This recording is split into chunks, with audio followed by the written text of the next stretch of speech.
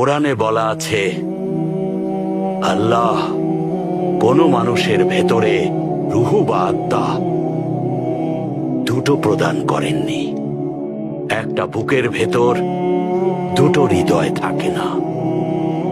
একজন মুসলমান দুজনকে কখনো ভালোবাসে না।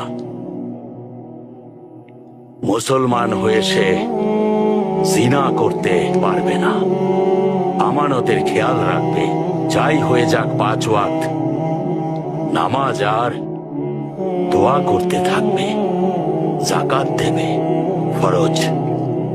শুনেছি অনেকেই 5 ওয়াক্ত নামাজ পড়ে না, ফজরের নামাজ না পড়েই দোকান খুলে বাণিজ্য করে। এসব শুনলে আমি খুব কষ্ট পাই। আমি কেমন মুসলমান হলাম? ওরা আমার কথা শোনে না। কষ্ট পাই।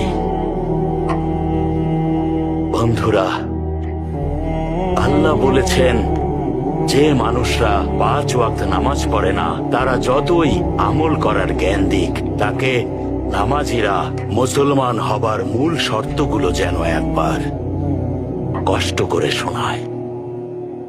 নামাজি উত্তম ইবাদত।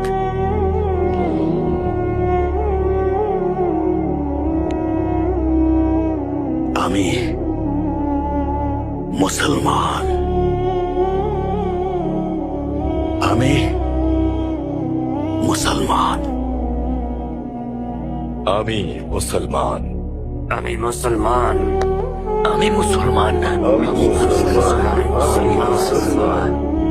তাহলে আল্লাহ আমাদের মুসলমান হিসেবে যেন সম্মানের সাথে আমাদের শত্রুকে পরাজিত করার শক্তি দেন। আমিন। আমিন শেখ, আমিন।